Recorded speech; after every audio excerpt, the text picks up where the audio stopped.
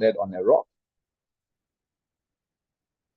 Then the other side is everyone who hears these words, these sayings of mine, and does not do them, he says, I will liken him to a foolish man who built his house on the sand.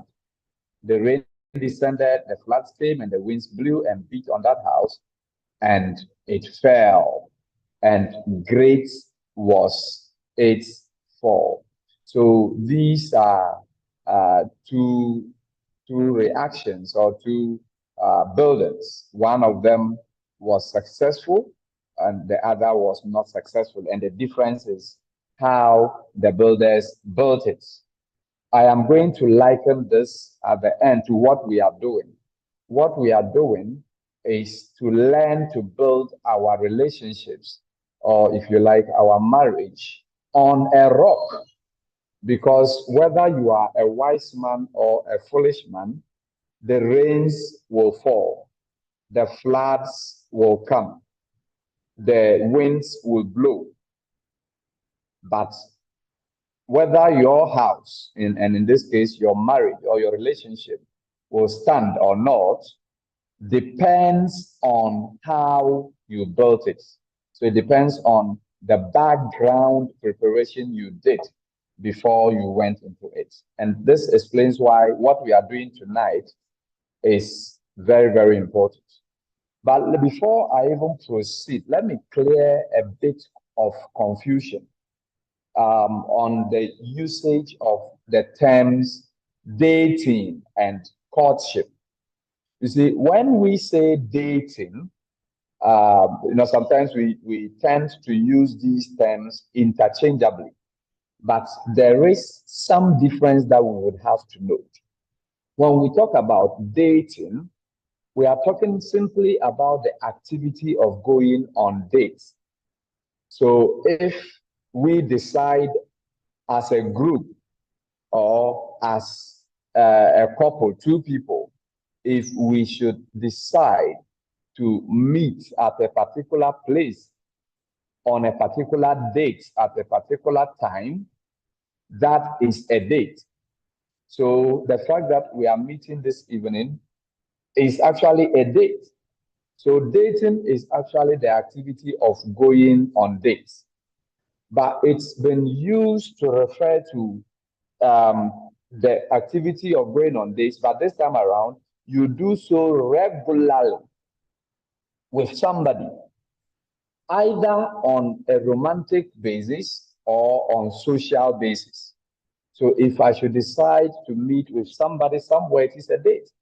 But if we do it regularly, then we can therefore say that, oh, we are dating. But we can still do dating without necessarily having a relationship, as it were. I mean, for example, like we are in a group date. So this is group dating. But we can have special dating where maybe amongst the 30-something of us who are on this call, there are two who may continue talking, or they may even meet after here. That is a special date. As we meet in groups, as we go to church, as we go to school, as we do this, as we do that, it gets to the point where some people become special to us. And when we meet such instances, such circumstances, we say that this is a special date. But it also gets to the point where you actually end up with just one person. And it becomes a steady date. So somebody that, you become very steady with, as in, we know that, look, when you see Kwesi, you see Ama, as it were. They have become so special, their friendship has become so close that they are linked to each other one way or another. Now, it is at this point that these two people may decide to begin a relationship. Now, that is where there is a proposal. Now, when a proposal takes place and there is an acceptance, then we call it pinning. So one of the two who previously were just friends and going on dates or meeting here and there are now in a courtship relationship. In other words, once there's a proposal, I am assuming that the proposal is for the other to become a wife or a husband, whichever way it is. Therefore, you become a couple who are in courtship. So courtship becomes the final stage of dating. But when people are in a courtship relationship, they still do dating. They still meet regularly. They still, go out regularly. Therefore, those people who are in a courtship relationship are still dating. And that is why the two terms are used interchangeably. But when we say courtship, we are referring to the prelude to marriage. That's the period of romantic relationship before marriage. Okay, now during this period, people begin to court, they try to court each other. No one will say you are courting, we say that you are trying to gain the other person's love. So you pay attention to the person with the view of developing a more intimate relationship. So during this courtship period, it is a period where you are studying each other. You are trying as much as possible to find as much as you want about the person. So you want to know your partner, you want to make sure that you know the person very well. And that is courtship. Now, we all know that the focus of dating and courtship, these two terms that I just clarified, the focus is to get married. And that is what makes our current discussion a very important one. So you are thinking of getting married. Therefore, you are thinking that you yourself should be the right partner, and you need to also be able to meet the right partner. And you also need to be sure that you are ready to go into that kind of relationship. And that is actually the basis of our discussion. That is why we are looking at the topic, the dating space. Am I ready? And so, having clarified this, let me now move straight to say that the reason for this question is the fact that there is an unfortunate state of bad marriages all over. People are married and are fighting in their marriages. Some are just holding on. Some are suffering in silence. Some wish that they could have a second chance of marriage. All these things are happening. And when you take a critical look at some of these challenges, some of these problems, you realize that one major reason for the problems is a lack of adequate preparation. When I say a lack of adequate preparation, what I mean is people often get into relationships, into dating and courtship relationships unprepared. And the truth is that the moment you go into that kind of relationship unprepared, you end up, or you are likely to end up in a cycle of relationships that you go into without being prepared until you get into a marriage still unprepared. And it is important to be prepared. And that is why the question tonight is important. While we are single, or while we are in relationships, while we are thinking of dating and courtship and whatnot, we need to ask ourselves, am I ready?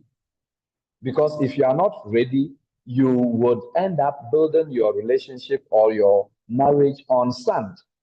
And like the Bible passage I read said, if you do that, you are likened to a foolish man. And when the rains begin to fall and the floods begin to come and the wind begins to blow, it is going to fall. So tonight, I am going to discuss with you at least 6 things that you need to know in order to be ready for dating or for courtship. The first one is build your self-worth. Build your self-worth. This is very, very important. When I talk about building your self-worth, now I often say that it is actually the first step in relationship. How do you see yourself? How do you value yourself? Sorry. Do you see yourself as a very important person, somebody who is worth another person's love? Or you see yourself as a very miserable person who others would have to see, have pity on, and love you?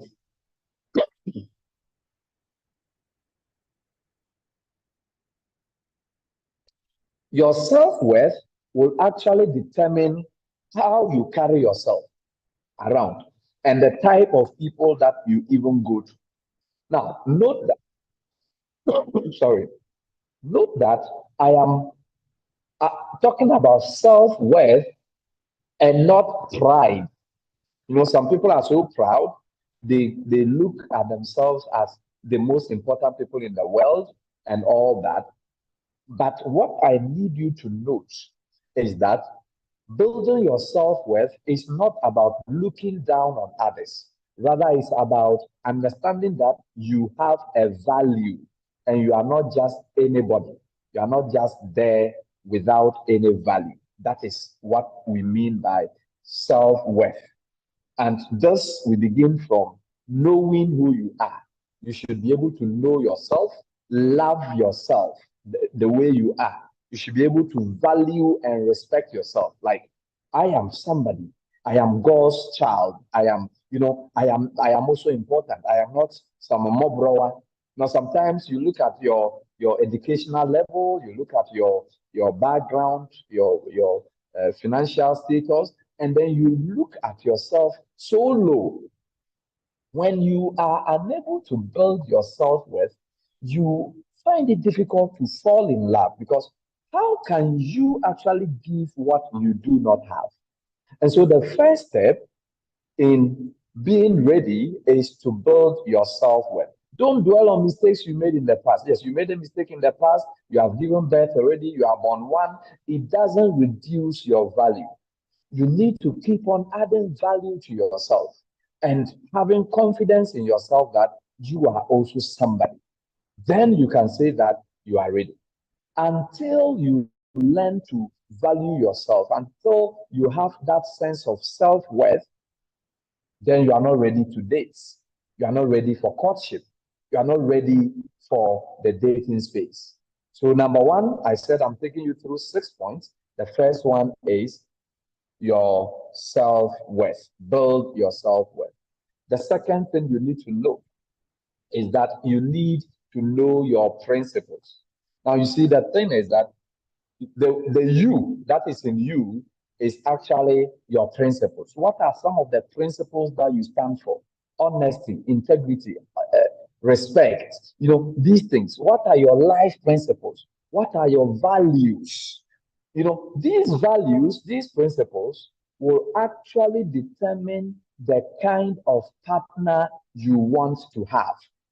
Okay, so if you are somebody who hates lies, then you need a partner who is trustworthy, who will not lie to you. So you need to first of all be able to identify your principles as a person. The values you hold here will tell you the kind of partner you should be looking out for. You know your likes, you know your dislikes. The sad reality is that some of us don't know ourselves well. We don't know who we are. We don't know our value. We are just there, being blown by any wind at all. And so, apart from the issue of self-worth, the second thing is your principles. Your principles. Number three, in your readiness to know whether you are ready or not. Number three, build your friendship. You see, this is important because love grows on friendship. Most of the time, people fall in love and go into relationships with people that they hardly know. So we meet on campus, freshers are in school, and then I see a fine lady. She's beautiful. I become friends with her. Within the next 2 weeks, I am already in love. I propose to her. She likes me too. And then we begin a relationship. I don't know her. She doesn't know me. When it happens that way, That relationship is built on feelings. And that is where the problem is. Because the feelings cannot be relied on. And so it is important to rather build your love on friendship. When we talk about love, we can talk about three components of love. There is the emotional component, which is made up of the feelings, the passion, that thing that you feel, the butterflies in your stomach when you see him, when you hear her voice. Those are the emotions. But there is also the mental component. That is where your mind day, all right, you make an actual decision to be with somebody. And then the third component is the social component, which is the friendship. This is the vibe that you have. Now, that vibe, sometimes there is an emotional vibe, yes, but you need to go beyond the emotions and look at how the two of you relate, how much of your friendship can hold. The reason is this: emotions are on and off. And so you will need to make a decision based on the principles. And so the only thing that keeps you going is your friendship, the social component. Passion will fade. And sometimes you may be tempted to change your mind. But friendship is friendship. So if your partner is your friend, you know him well, you know her well, you can build your love on it. So what I will tell you is widen your friend horizon. I'm not saying you should become everybody's friend, no. But you are choosing your friends based on your principles. Remember, number two, I said you need to know your principles. You are choosing your friends based on your principles. And these principles will actually determine, I mean, how you relate with people. Therefore, when eventually you fall in love with one of your friends, that love can have a beautiful foundation to grow on, because already the two of you are friends. All right. Number four, in readiness for dating and courtship, number 4 point is you need to have an understanding of love. The truth is that some of us don't understand love. Some of us think that love is that feeling, that surge of emotion that comes when you meet somebody, but that is not it. Love is not a feeling. Love is a principle. It's a decision you make. And you need to, like I told you, the three components, the feeling part is there, but you need to have that component of that expression of love that has your mind working. And of course, there are different expressions of love. We have phileo, that's the love for your friends, companionship. That's the kind of love. We have agape, which is the highest representation of love described in the Bible. It is the kind of love that we are expected to have for other people. Unconditional love. That's the kind of love that God has for us, and we are expected as believers to have for others. But when it comes to a male and a female, the kind of love there is the eros. That's the passionate love, the sexual love. You need to have a combination of these, because you need to love the person that you are in a relationship with unconditionally. The agape has to be there. You need to also love the person as a friend. The phileo would have to be there. And of course, you need to love the person romantically, erotically. That the eros would also have to be there. But keep in mind that love is not what people normally term as love. Love is not just a feeling. It is not unreasonable. Sometimes people are so in love that they are unreasonable. This guy is beating you up. This guy is abusive.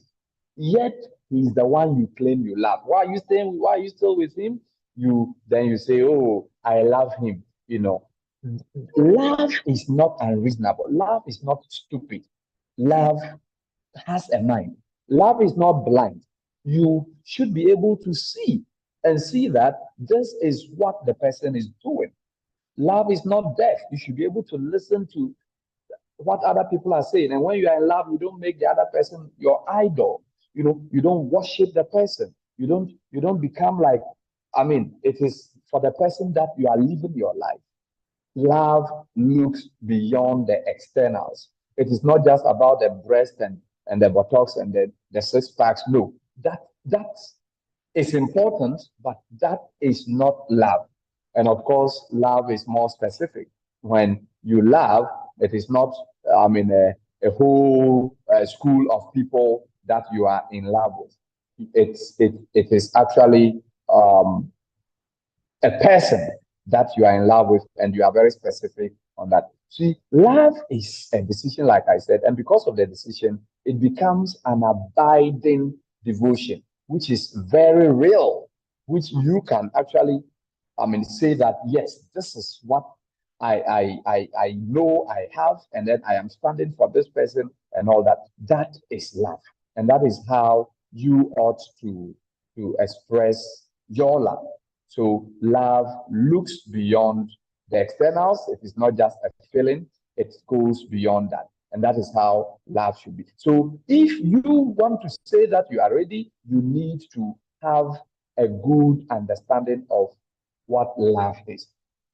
I told you I'm giving you about 6 points. I've done 4. Number 5, do a thorough background check. So before you tell yourself that you are ready, then you should do a thorough background check. You need to be able to check and know that, oh, I know this person and I will be able to be with the person. Now, in this thorough background check, you should understand that everything is about background. Most of the things that we do, that are about us, is actually from where we are coming from. Okay, so your background check should include, among other things, things like the person's religious convictions. I am not just talking about, maybe same church. No, it goes beyond just attending the same church. It goes to what the person may be in your church, but may not even have religious convictions that are in line with yours. Okay, so you may say that, okay, I am going for a Seventh-day Adventist, but this particular Seventh-day Adventist doesn't believe some of the things that you believe as a Seventh-day Adventist. So it's always good to ensure that there is religious compatibility. You need to check some other things like health status, sexual orientation. See, a lot of people are in bad marriages, they are regretting, and it is mainly because of the sexual component within the marriage. They may appear as straight, but sometimes they are even bisexual. You need to check those things. Now, you don't check these things by practicing it. You check by talking about it, communication. You need to find out, how is the person's family life? What are the kind of friends that he moves with, that she moves with? What is the person's career? What's the person's occupation? What are the person's future plans? What are the person's favorites? These are things that when you check during your background check, you get to know the person well enough. And before you start, you know that you know what you are pushing your head into. Personal details, how the person keeps himself or herself physically, in terms of, cleanliness, in terms of health, in terms of, how they dress. These things are important, and you need to find out and be sure that whatever you have seen about them, you are compatible, or they are compatible with your principles. Remember, number 2, I told you that you need to have your principles. If you have your principles and then you do background check and you realize that this person, per his career, per his favorites, per his religious convictions, they don't agree with my principles, then you know that you are not ready to go with that person. And then the last one is actually the first one that I did. You need to have an understanding of what dating and courtship is all about. Note that when you are in a dating relationship or a courtship relationship, you are not husband and wife. And so you are not obliged to perform husband or wife duties. whatever you do for each other is not an investment.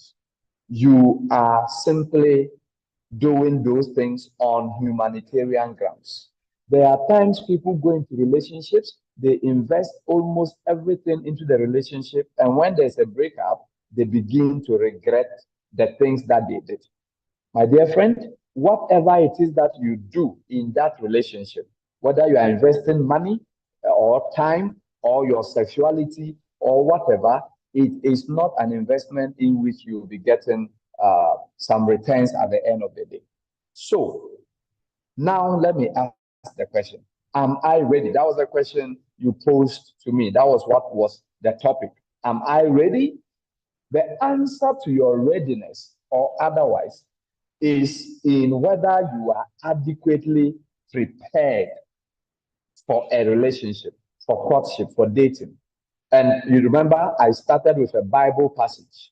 Therefore, whoever hears these sayings of mine and does them, I will liken him to a wise man who built his house on the rock.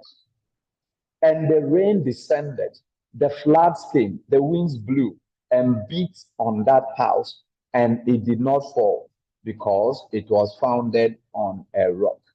But those who hear these sayings of mine and do not do them, I will liken to a foolish man who built his house on the sand. And the rain descended, the floods came, and the winds blew and beat on that house, and it fell, and great was its fall. Why did I quote this passage? Every marriage, every relationship will meet some flood, will meet some rains, will meet some winds. They are all over. It doesn't matter whether you're a Christian or not. The winds that blow against marriages will blow against yours as well. But as to whether it will stand or not depends on whether you build it on a rock or on sand. Building it on a rock means you were adequately prepared for it. And to be adequately prepared, I said, number one, you need to build your self-worth. That is the first step. Number two, you need to know your principles. Number three, I said you need to build a solid friendship before you even begin the relationship. Number four, you need to understand what love is. True love, not just the emotional element. You need that as a foundational element, as part of the foundation that you are building your relationship on. And number five, you need to make sure you do a thorough background check. And finally, you need to understand what dating is all about, understand what courtship is all about. And if I were speaking to married people or people who are ready for marriage, maybe in the next few days, then I'll say you need to even understand what marriage is all about. That way, when the winds begin to blow and the floods begin to come, and the rains begin to fall on your marriage, on your relationship, because you build on a solid foundation. You can say that I was ready for it, and then I went for it. And by the time I went for it, I know that I am actually a right person, and then I was able to choose a right person. And so my house, my marriage, my relationship is not going to fall. And on this note, I bring an end to my presentation. Thank you so much for your attention. I am sure some of you may have questions here and there, and I am ready for them now. Thank you, and may God bless you all. Thank you so much, Pastor. This has really been a very educating presentation. Like Pastor indicated, if we have any questions, you can show by raising your hand, or you can also type them in the chat box and then we'll read it. For those on the WhatsApp page, if you feel comfortable, you could also type it on the WhatsApp page and I'll definitely forward it. So it's time for questions.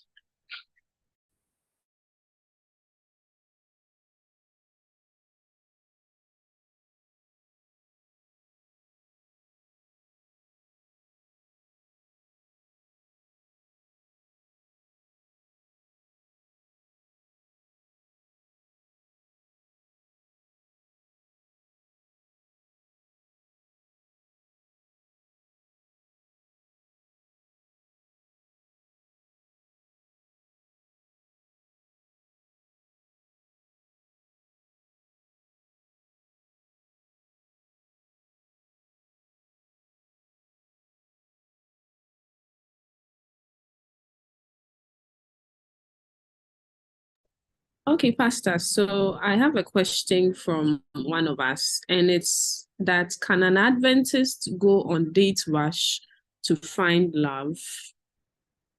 Can an Adventist go on date rush? I believe it's a program that airs on one of our local stations to find love. Thank you. All right, thank you thank you so much for this question. Let me say that, well, I am aware that an Adventist has been there before. And so if the question is can, I think you can, but should you? Maybe the question was more like, is it okay for an Adventist to go there? When it comes to church doctrine and church principle, church policies, the church will not say that you have committed a sin if you join a reality show. I mean, Date Rush is more like a reality show that is shown on TV. But my reservation about it is this. So now I am trying to address the issue of, is it okay for you to go there, irrespective of whether you're an Adventist or not? So the Adventist church will not sanction you or punish you or say you have committed a sin by joining a reality show. All right. Maybe the other dimensions may be about the content, what actually happens there, and also the sponsors who are sponsoring the show and all that. Those may be the issues. But let's look at it in terms of when we talk about dating. So if I find myself in a program that is lasting 30 minutes, and within these 30 minutes, I should be meeting 10 ladies, and out of these 10 ladies that I have never met before ever in my life, out of these 10 ladies, I will end up going on a date with one of them. And then that date is meant to begin a relationship that might culminate in marriage. There are a number of reservations I have about that, in the sense that, one, like I said, these are people I have never met, so I do not know them. And because I do not know them, I do not have the ability to properly assess them. The 30-minute assessment should not be enough to make a choice. For me, mostly, the best thing out there has to do with making a choice based on their physical appearances. So the physical appearance may make me see that, okay, so I see 10 ladies, I see their respective heights, I see their the size of their breasts and butts, I see their face, how smooth or what their color is, and then I begin to choose the physical features that I like. And based on these physical features, if those people also seem to like my physical features, and then the little profile that is normally shared, then we talk about there being more like a catch. And then I have to ask a question, and then based on the answer to the question, I make a choice. For me, that should not be enough. It can only be enough if it will only be that, okay, we are simply getting to meet a friend and then talk to the person as a friend. But for a date, and it is actually about finding love, I find it difficult to understand that people can properly make an assessment based on the things that I mentioned this evening, do all the background check and all that, and be able to find love. That is not to say it doesn't necessarily end in love, because somebody may go through this and find somebody and eventually get to know that, oh, I find everything that I need in a wife or in a husband in this person, and then they will be happily married. But my problem here is it becomes difficult to properly assess the person in this kind of situation. And so these are my candid thoughts on the question. Thank you. Thank you very much, Pastor. Do we have any questions? All right. So, Pastor, there's a question. What's the difference between our generation's relationships and that of our grandparents and parents? Because most of the divorce is in our generation. That's the question. Okay, I like this question.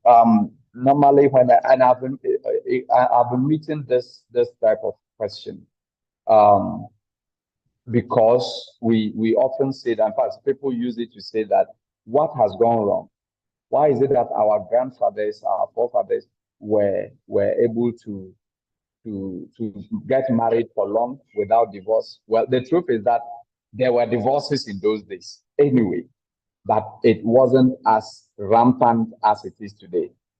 And those divorces were not announced the way we see them announced today. And that is the reason why we think their generation was better. That's one. Two, we are unable to measure the quality of their marriage then. As to whether they were happily married or not, we do not know. For it is possible that some were happily married. It is possible that some may not be happy, but they were still married and they had no choice. So what is the difference? The difference is that our generation is exposed to a number of factors. One of them is technology. Technology makes us to have access to a lot of information. So people know where to pass and get help out of abusive relationships. Okay, another thing that is in our generation that was not there is women empowerment. You know, women empowerment has actually brought about a lot of emancipation for several women who want to be independent, and so they decide to walk out of marriages. In the past, a woman is not likely to even think of walking out of a marriage. And then another thing is education. Now, education has actually helped in increasing people's self-worth about themselves, you know, the self-worth that I'm talking about. For that reason, there are some things that my grandmother may accept, my grandmother may tolerate. She will cry, but she will still be there. But I wouldn't do it because I know better, or because I can be independent even without a man. You know, so the education element is linked to the women empowerment element. And that is why today we tend to have a lot of divorces, because people are mentally emancipated and people seem to be freer to do what they do. The media is also making it look like it is more rampant today than it was then. We know that the divorce rates are increasing. That one is true. But then it is not as though there was no divorce in those days. It was there, but the reason for the differences are some of the things that I outlined. Thank you. Thank you so much, Pastor. So we have 3 questions. The first one is, how do you know yourself? How do you know yourself? The second is, if your principles haven't been challenged, how do you know that you can stand when it's shaking? And then the final one is, how do you deal with options when you're in love and you're being swayed? It happens to me a lot. I feel like I'm losing focus. So these are the 3 questions, Pastor, from one person. Okay. I hope I will remember them. Let me pick them at randomly. How do I get to know myself? You can know yourself if you ask yourself questions. Knowing yourself actually involves a lot of things. Somehow it is linked with the second question, which was about principles. So I would answer the 2 together. You see, how will you get to know that you hate it when people delay you, when your friend is late? You get to know it when you do what I call retrospective assessment and introspective. So intro and retro, that is, you look within yourself. So you ask yourself questions. In the past 1 year, in the past 6 months, what are the things that I became angry about?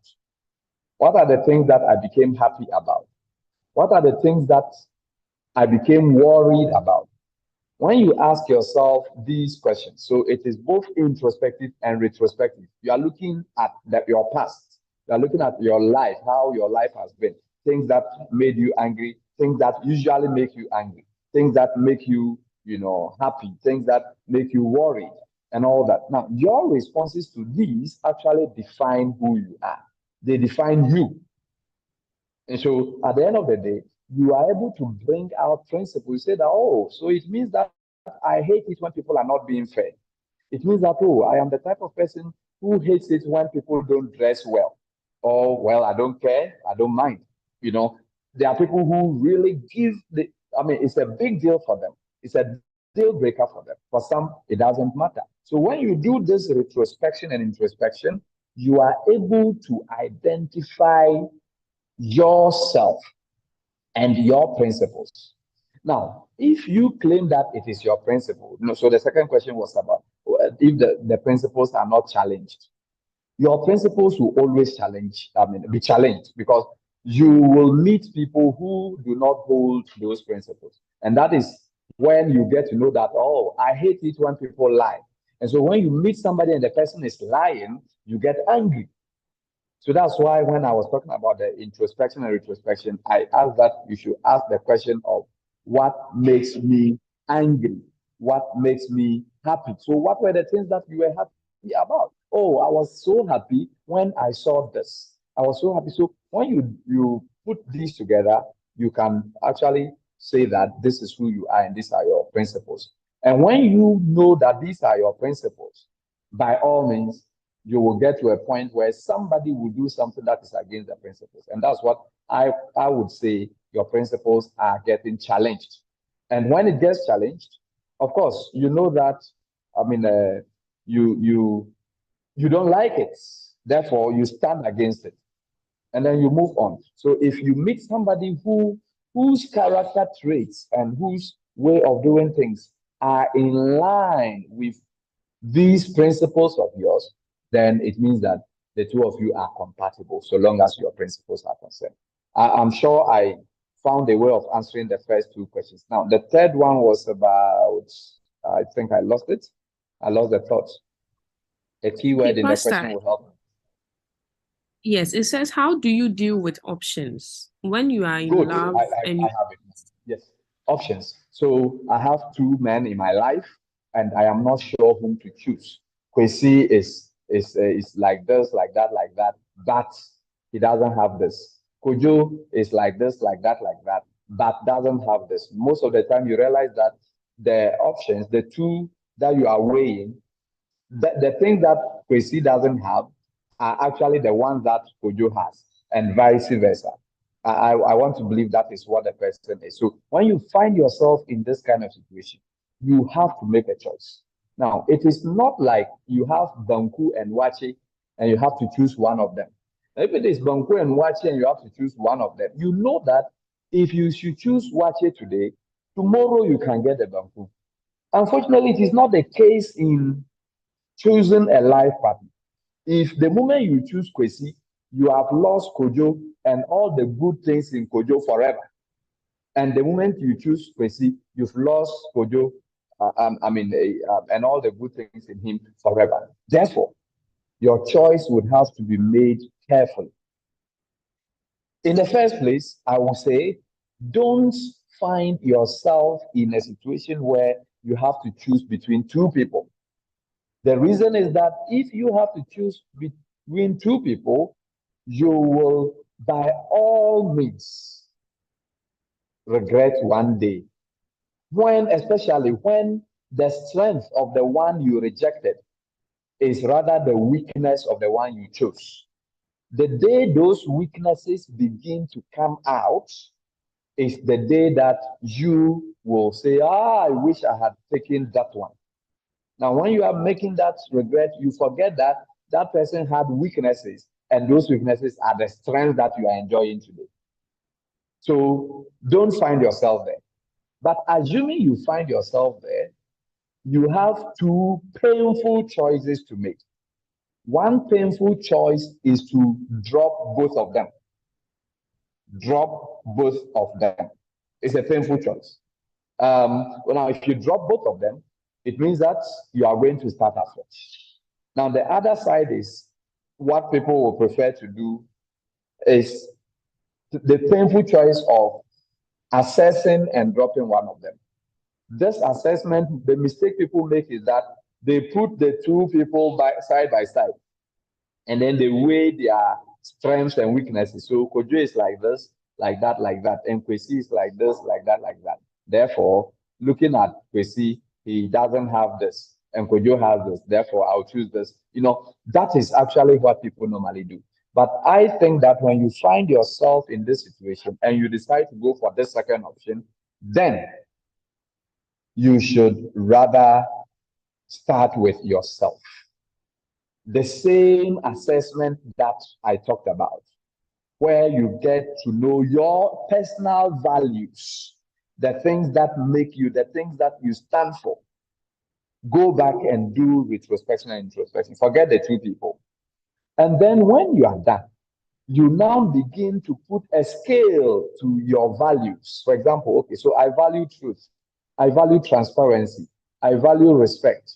I value fairness. I value trust. I value honesty. I value, so you have a list of these things. What is the weight that you put on each one of them? How much do you weigh love and truth and honesty and transparency?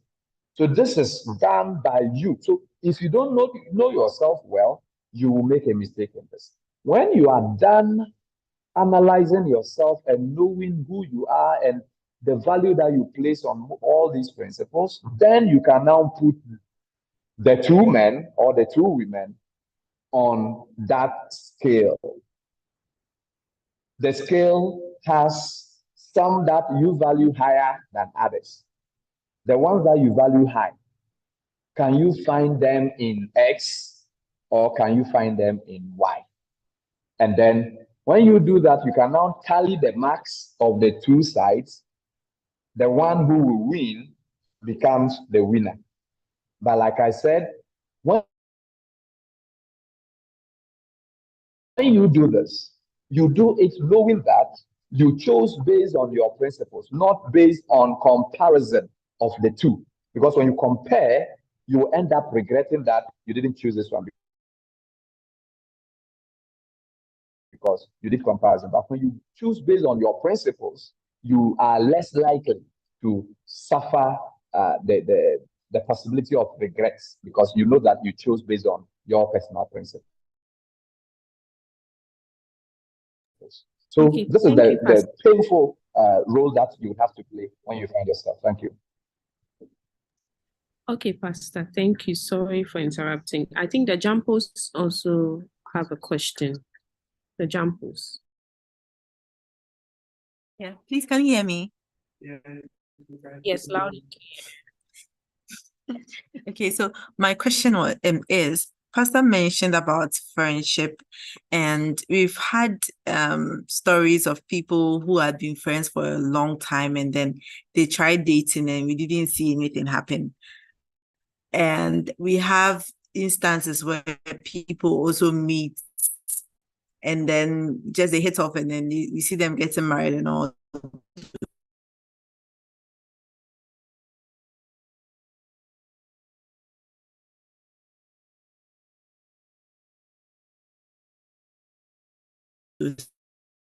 Things. So what is the standard of measurement long for dating for too long and those kind of things in order to know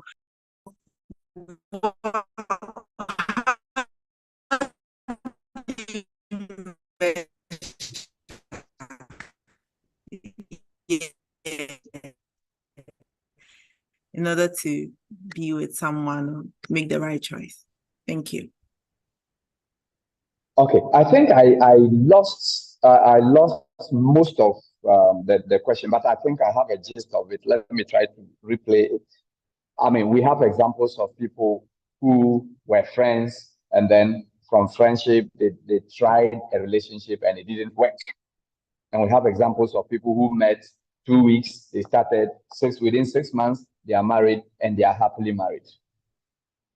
We can have examples of different categories of people. We can have examples of people who snatch their girlfriend, their best friends, girls, and they are happily married. We can have examples, all right, of any category. And so, yeah, that's the examples do not necessarily make certain instances the ideal. All right. But then, this is the reason I am talking about friendship. If there's an example of somebody who didn't know another person, they were strangers when they met, within 3 months, they started as lovers, and then within 6 months, they are married, and then they are happy. There is a lot that might have happened in that kind of relationship. The truth is that human beings are good when we first meet them. Anybody you meet for the first time is a good person. When it comes to kindness, it is a stranger who is kind. When it comes to, being respectful, it is a stranger who is respectful. When you don't know somebody, you give your best character, your best attitude. Therefore, that person that you do not know will be extremely polite to you, will be extremely nice to you. However, the more you become familiar with each other, the more your natural self will begin to unearth or to come out. So things that you didn't get angry about when you met me for the first time, I stepped on your toe and you were like, oh, it's okay, don't worry. If I should do it again after 1 year of being with you, you will give it to me. You tell me that, hey, Master. Now, only a few people are able to reveal themselves after a few days of meeting a stranger. For that reason, it is important to get to know somebody before you go into a commitment that is supposed to be a lifetime commitment or a long time commitment. That's the reason for my emphasis on building on friendship. The reason is that when we are friends, we normally let down our guard. You are very open with your friends. You don't normally wear a mask when you are with your friends. They know you. They know how you will react to certain things. Because you are friends. But the moment the person becomes a boyfriend, a girlfriend, you begin to play all nice and all that. However, if I meet somebody within 2 weeks, I fall in love with the person, and then within 6 months we get married and we are happily married, 2 things probably happened. It is either that before we even met, we were already compatible. In other words, yes, I met this person, I didn't know the person, I didn't know that she liked country music. I met her before I got to know that, oh, so you like country music. I didn't know that she had this background. I meet her, I get to know that, oh, you have this background. I have same. So at the end of the day, we will be sharing so many things in common. So it makes it easier to adjust to each other faster than if, there was somebody who was my friend for a long time and we had many differences. So that's one possibility. The other possibility is that they were fast in getting to know each other. So some people can get to know the other person within a very short time based on how observant they are and also how open the person would be. Some people can be open at the beginning. If you meet such, you are likely to get to know the person well enough way before it is 1 year. But the normal appearance of people generally, so I am talking about the general statistics. People are usually nice at the beginning. It takes some time before you begin to identify certain traits in them. And so it is best to begin on the note of friendship. You build a good friendship so that the reason why some friends fail in relationship is actually familiarity. And because of the familiarity, you know the person too well that you know that I can't be with this person. That's the reason most fail at relationship from friendship. But if from friendship you get to know that I can be with this person and you go ahead to be with the person, you continue to be friends in the marriage. and then you allow the romantic love to grow within the friendship, and then you are good to go. I don't know if this answers you, but this was my understanding of the question, and these are my thoughts. Thank you. All right, Pastor, thank you. KT, kindly ask your question.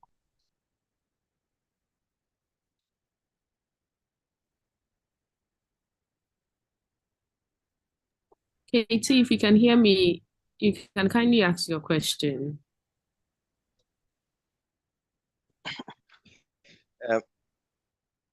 Yeah. Yes, I'm. Can I? Okay. Can you hear me? Loud and clear. Hello.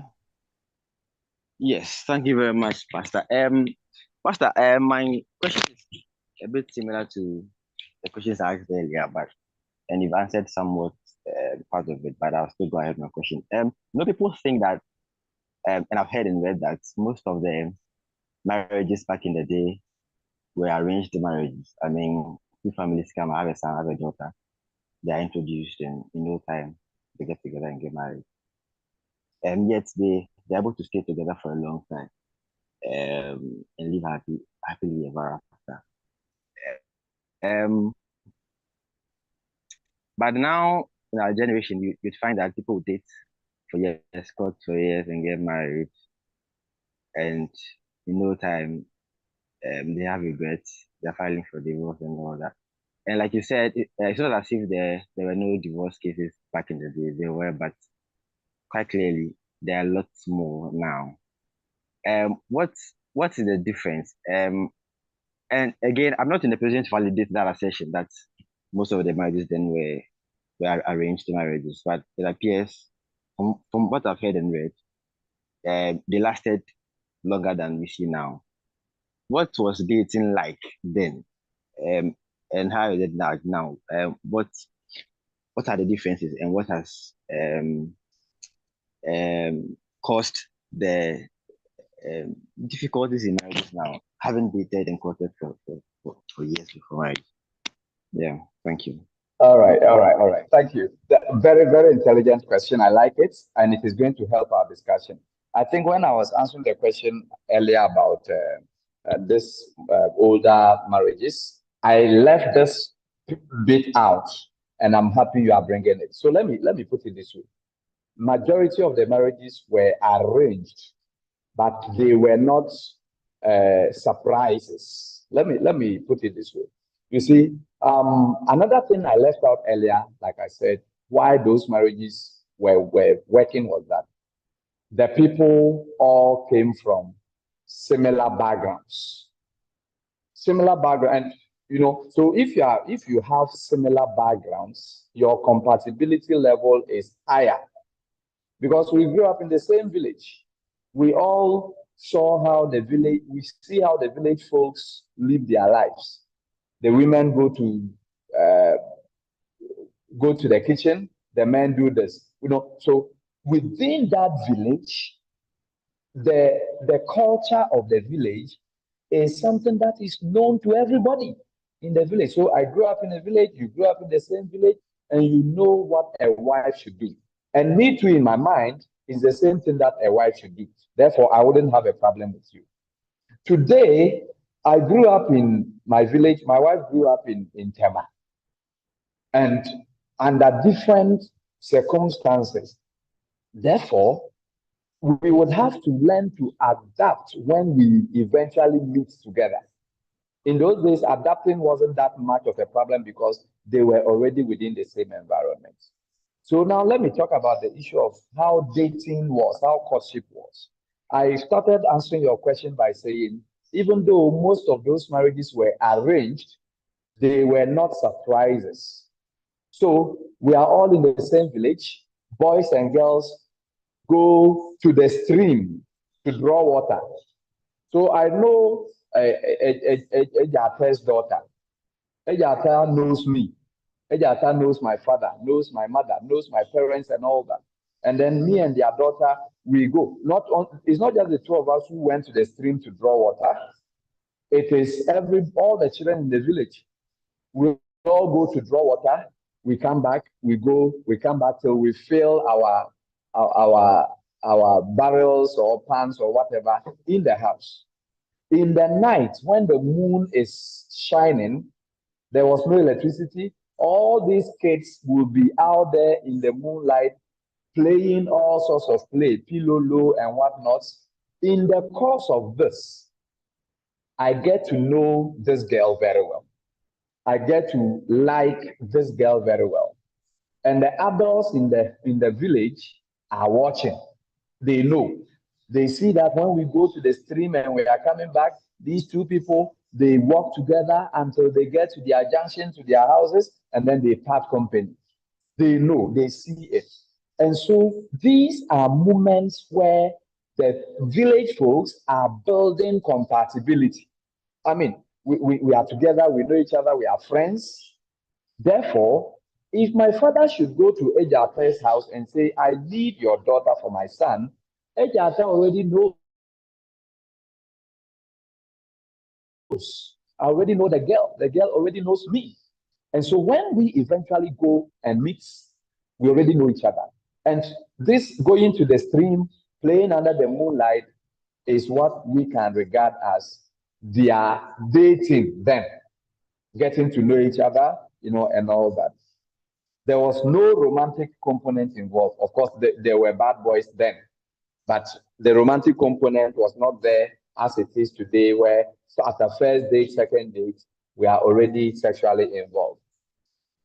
And the moment we begin investing these emotions and all that, we become blinded and we are unable to properly assess the person. So you eventually get married to somebody you didn't assess because you were blinded by emotions. And then when you begin to find out certain things that you didn't know, you want to walk out. So these are the dynamics of it. And if you want to know how their dating and courtship was, it was actually society regulated, but they were still getting to know each other before getting married. Of course, in a few cases, an older folk would actually marry a younger girl. And that is mostly an arrangement between the older folk and the girl's parents. She goes and she's a third or fourth or fifth wife.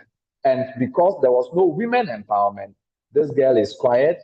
She's only performing her duty. She doesn't really enjoy the marriage, but she dares not go out. Where is she going to?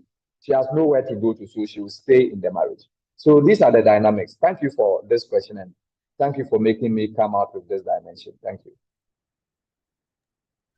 Thank you so much, Pastor. So a brother has a question. He says, how does one clear the Nyash thing so that it doesn't affect one's choices? You mentioned that, you can be blinded by physique, especially the shape and all that. So he's asking, how do you deal with this so that it doesn't affect one's choice?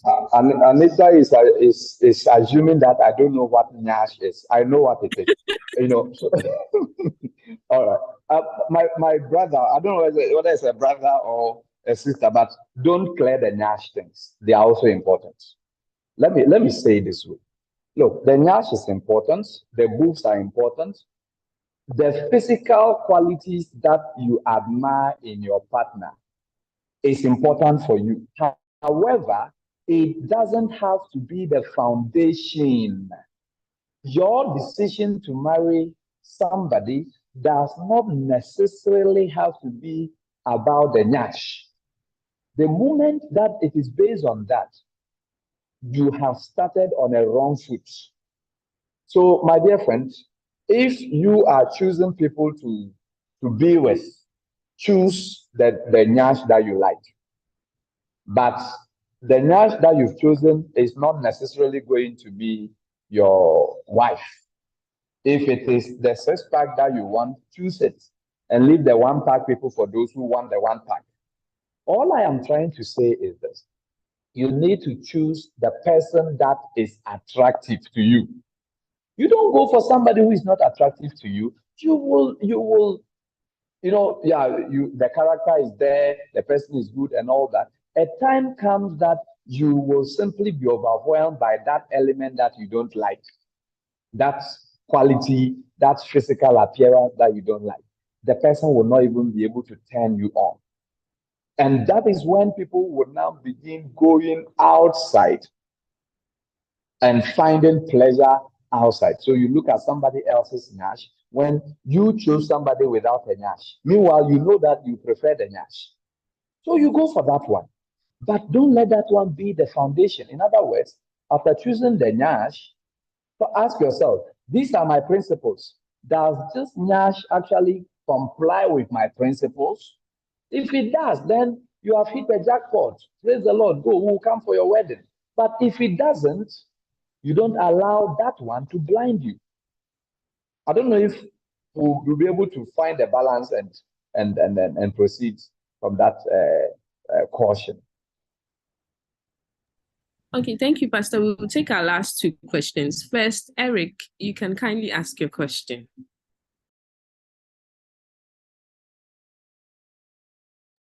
Eric, if you can hear me, kindly ask your question.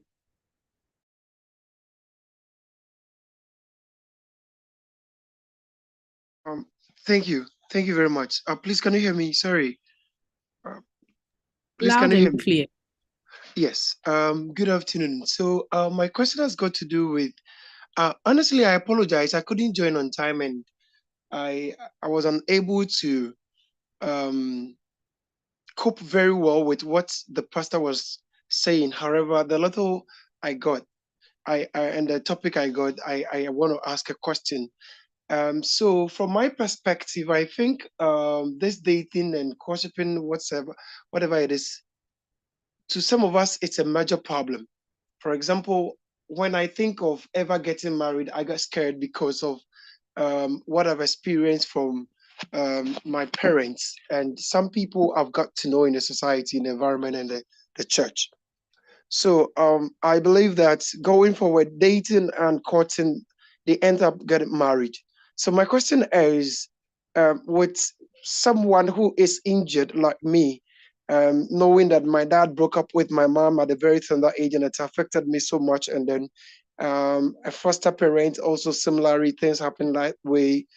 Getting to know that some friends that we trusted much have similar problems in their marriages. This all put up together have been we go through that injury process. So even though I'm of age, I don't really fancy dating, I don't really fancy courting and those things. Is there any therapy?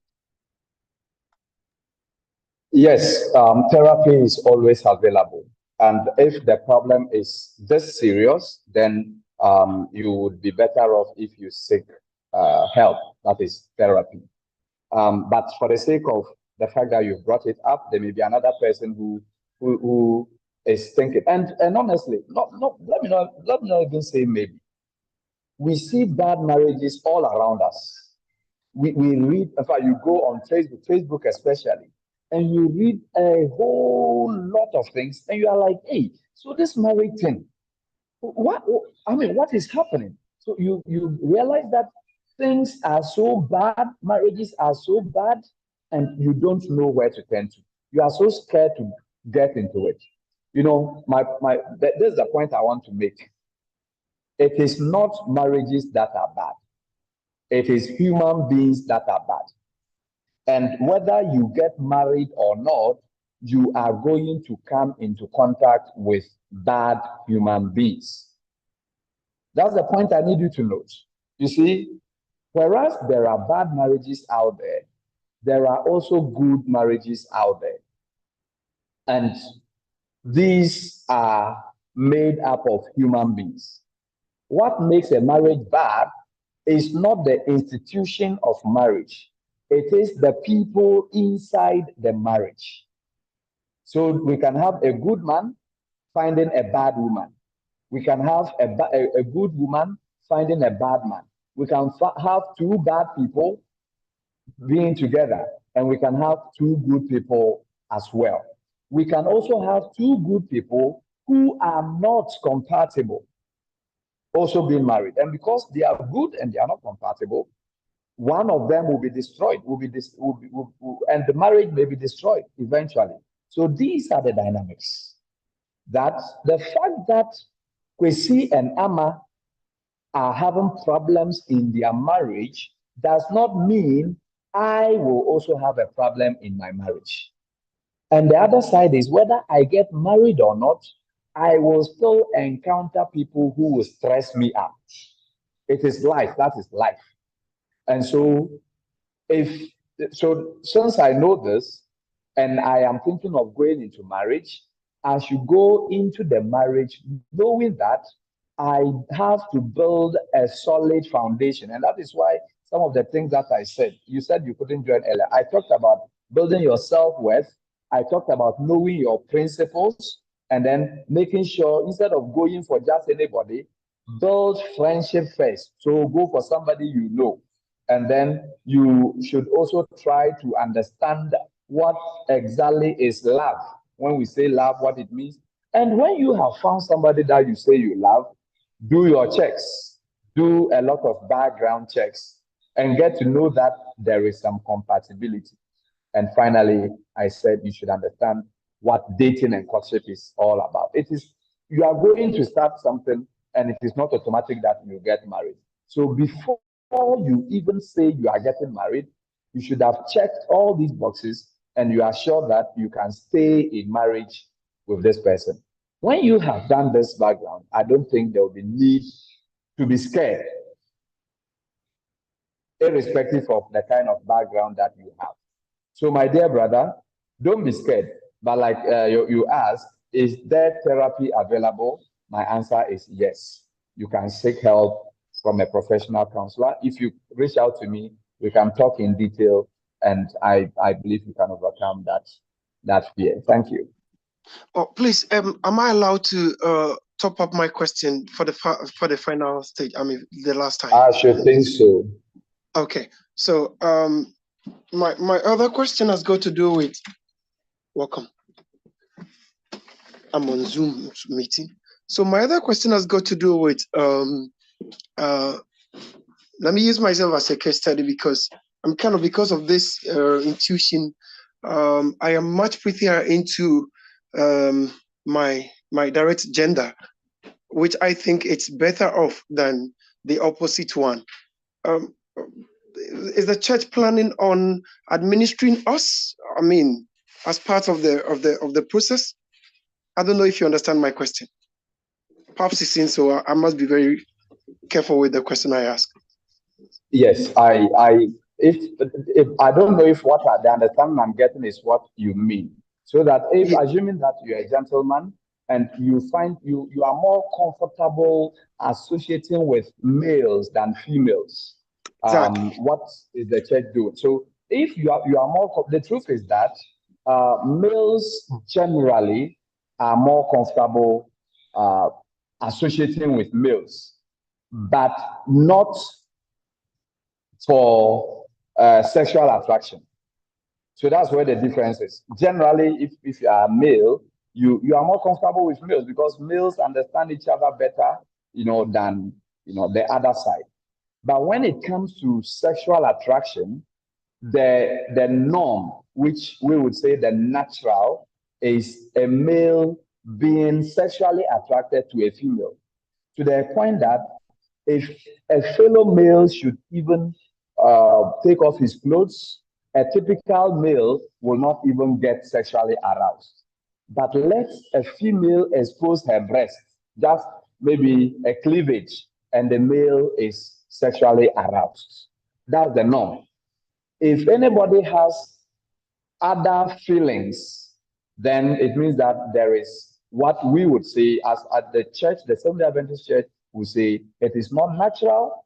We love you as a brother, as a Christian brother, as a Christian sister, and there is help available for you to be able to discover exactly why you are more, connected, or you feel more sexually attracted to those of the opposite sex. Those of the same sex rather than the opposite sex.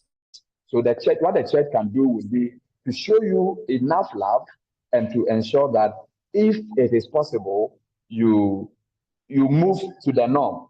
If it is not possible, whatever it is that is happening to you, you are able to contain it without sinning. I don't know if this answers you, but that is my understanding of your question and my attempt at it. Thank you very much. You're welcome. All right.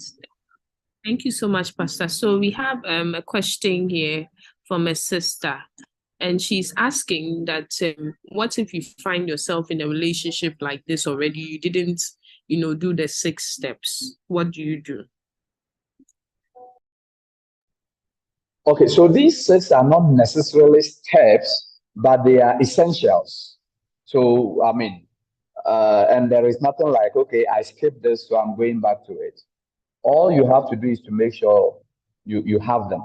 I mean, in other words, as an individual, you need to know that I need to build my self-worth.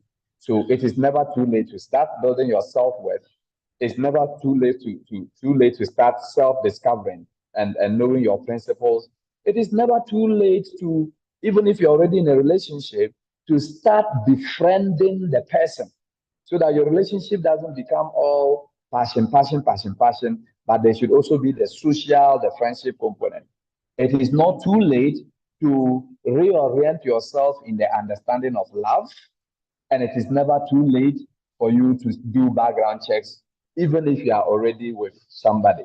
So these are not necessarily steps that like, you have to go from this to that, but they are essentials for life as an individual, as a young person growing up. Even if you are already married, these are essentials for you.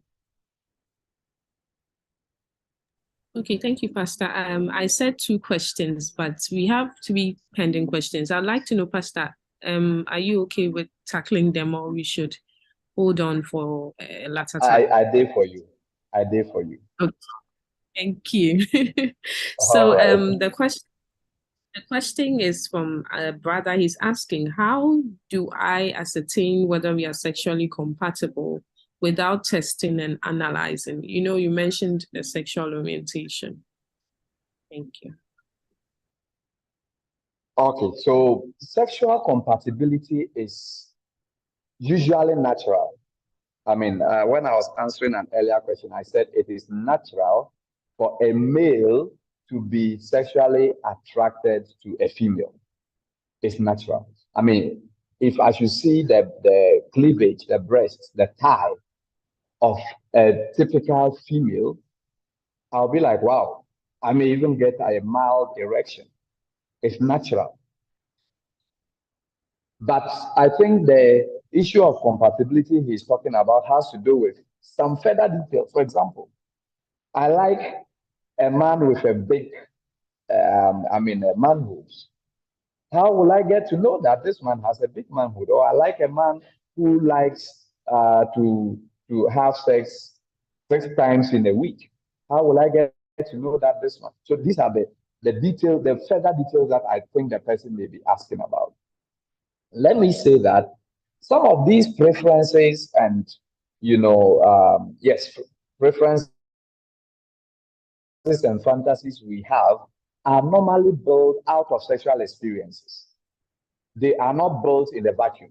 In other words, if you begin growing and you begin, you don't necessarily start having a preference of frequency or a preference of the intensity and the type of sex you want until you begin getting exposed to them.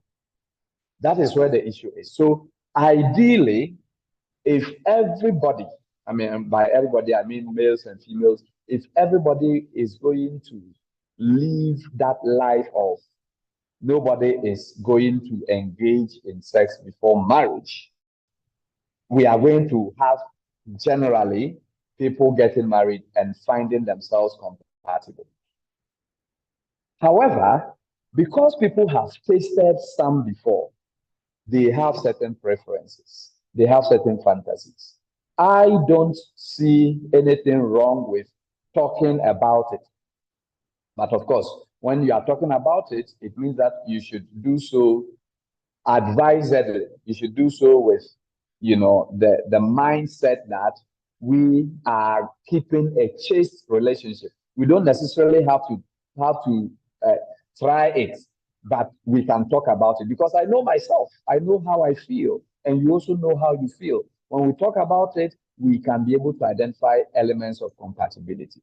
But the last point of this question is that, the last point I want to make in this question is that no matter how much you test, you never get 100% compatibility. You never get information on 100% compatibility for the two of you, because the context within which you may be testing will be different from the context within which you may be doing it for real.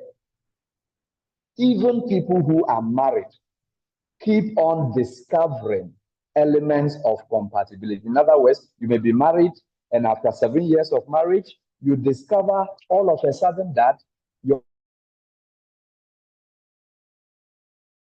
woman is able to orgasm properly when she is on top and has turned towards the left.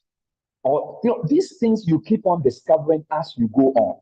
And so no matter what, if you like, be with your girlfriend, have sex, do all the stuff and all that, the more you are married, the more you keep on discovering. So it is best, for the sake of trust and the issue of purity in marriage, you learn to be compatible. After the initial discussions, the premarital discussions, you learn and get to discover each other within marriage. And I think you should be okay. Thank you, Pastor. The second of the third question, it says, here's a guy or lady so exposed and broken from dating numerous people. How does this person break free from the illusions that come with it? Okay, breaking free. Let me say that I think I mentioned something about background, and I said whatever you become is usually from your background. And one of the elements of background has to do with your past relationships. So your past relationship has actually undone you, and it has made you. There are people who have trust issues, and it is because of their past relationship. There are people who have anger issues, and it's because of their past relationship. There are people who are they can't even laugh, and it's because of their past relationship. Some of these can be corrected by self-help, going through yourself retrospection and learning to forgive people who offended you in the past and all that. Some of them, but there are some deeper ones that can only be corrected through psychological therapy. Let me explain. I've seen a case in which a lady actually doesn't feel attracted to her husband when his beard begins to grow. The moment his beard begins to grow, no matter how the guy comes close, no matter what he does, she doesn't even get wet. And the question is why? She herself doesn't even know what happened and why it is so. It was discovered that she was raped by a bearded man when she was young. And that thing has stuck in the subconscious. And so when her husband's beard begins to grow, her body shuts down. There are people who will experience pain every time they feel sexually aroused because of a rape experience and how painful their first sexual encounter was. Some of these things may demand some therapy, but generally speaking, some of them have to do with forgiveness. People finding it difficult to forgive themselves and to forgive people who offended them. Sometimes your parents, your father, you are unable to forgive your father, you are unable to forgive your mother, and it is having a toll on your relationship. And so when such people seek counseling, of course, we'll take them through some exercises that will help to heal, because you need to heal before you can delve back into the dating space. All right, thank you, Pastor. The last question. Is there such a thing as a perfect match or partner? And how can friendship be developed from the friend zones to something more meaningful? Because sometimes I tend to believe familiarity makes people lose interest, not necessarily of a bad character. Please, I can relate to an experience very well. and can say whatever will be for people will always be who they choose to be with whoever they want, in my view. Okay, I like the question. These are two questions. Yes, is there anything like a perfect match? No, there is no perfect match. But some matches can be better than others. So because you can't have 100% of everything. And when we talk about perfect, we are talking about 100%. So, but what I would normally say is, if you are choosing somebody, you are choosing the person because when you look at yourself, you look at your principles, and you look at the person's character traits and the person's principles, you have a number of things that match. Not all. You have quite a number of them that match. And the ones that match are so important to you that they are just enough to make you feel at home with that person. And that is the person that you can go with. The second part of the question is the issue of friendship. I think I should answer it by sharing a very personal experience. It is very true. You know, when you become familiar, you find it difficult to even think that you can get into a relationship with the person. And a very classical case is myself. When I went to University of Cape Coast. So this is a very personal example. I'm telling you my story. I went to the University of Cape Coast to do my master's. I met a young lady on campus. I met her, and her ears were not pierced. She was selling American donuts, and so I spoke to her, but of course, I just told her that see you in church. I didn't reveal my identity to her. And she was kind of surprised. But eventually, when I saw her in church, I reminded her that, oh, I met you at so and so place selling American donuts. And I even bought some and blah, blah, blah, blah. So we kind of connected. I started trying to get close to her, you know, trying to talk more to her and all that. And she started blocking, when you are trying to get close to a lady and the lady thinks that you are coming to woo her and it's not giving you face, it's bluffing on you. That was what she started doing. And so I told her that, hey, woman, please stop what you are doing. I am not in to woo you. For your information, I know, of course, I have done a background check. For your information, I know that you have a boyfriend. I respect that. I also have a girlfriend. And I just think that it is nice to be nice. So let's be friends and stop trying to be long. She felt a bit, bad and shy by the fact that I was so direct with that. But that was the beginning of our friendship. From that day, we became very close friends, extremely close friends, to the point that there was no longer pretense between us. I was very plain with her. She was very plain with me. When she was having issues in her relationship, she told me. When I had issues in mine, I told her. That was how close our friendship was. Eventually, she broke up from her relationship. I broke up from mine. I even helped her to get somebody. I mean, I recommended somebody for her. And they started. I went for somebody else. That one too, we broke up. And then I went for a third one. I am saying all this to say, this lady was a friend. And I never imagined that I could even think of, marrying her. Until after my third breakup, that I started looking, doing introspection of my life. And then, of course, another friend of mine mentioned it that, oh, but this person can be good for you. And then it dawned on me that, yeah, truly, this person can be good for me. And then I told her that, you know what? You are single now, I'm single too. Why don't we get married? My dear friends, this girl laughed at me. I mean, it didn't make sense. But we've been friends for all these years, 4 or 5 years. And you are talking about marriage now. Now, she didn't take it serious, but I insisted. I told her that, see, I am serious. I think we can be husband and wife. And eventually, today, we are almost married for 10 years. We had known each other for 6 years. So if I put it together, I've known her for almost close to 16 years. And we have 2 children. And we are still happy. The point, friendship almost made it difficult for us to start something.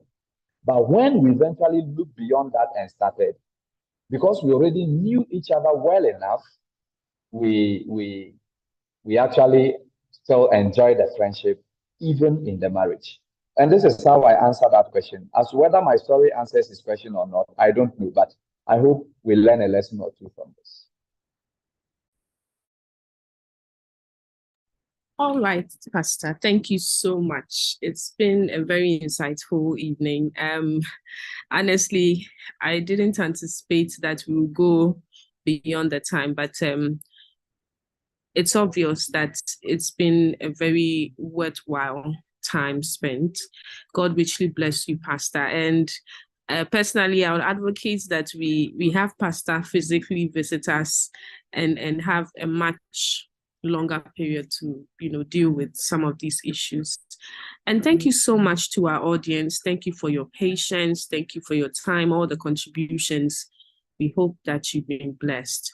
On this note, we'll ask our elder William Boche to kindly offer the closing prayer. While Elder prepares to give us the opening prayer, we want to also inform you of our next week's edition, and it's dubbed Traffic Light Relationships. Now that Pastor has taken us through, the dating space, whether we are ready or not, we want to look at, what are the things we need to look out for in a potential partner? What are the things that will stop us, or what are the things that will get us going? And so make a date with us next week, same time, and you should definitely be blessed. So Elder William Boche, over to you. Thank you, Anita. And Pastor, thank you very, very much. God bless you. Shall we pray? Our coming King, we are most grateful unto you. We thank you so much for your goodness. We thank you for your loving kindness. We thank you for today. We thank you that you prepared today and you prepared this topic and prepared Pastor to take us through very insightful discussions. What we ask, oh Lord, is that you be with us and that you lead us. May our knowledge acquired be accompanied by a deep-seated desire to seek you. Because when we find you, all other things will be added unto it. We humbly ask that may you keep our young people, may you bless all of us, those who are in search of whatever you approve of. We ask humbly that you bless it in Jesus. Please bless Pastor too and continue to keep us, even as we seek you. Thank you for hearing us, for we have asked in the worthy name of Jesus Christ our Lord. Amen. Amen. Thank you so much for your time, and have a good night, you all. God bless you.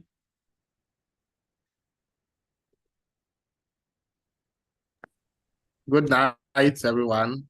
Bye-bye. Good night. Bye.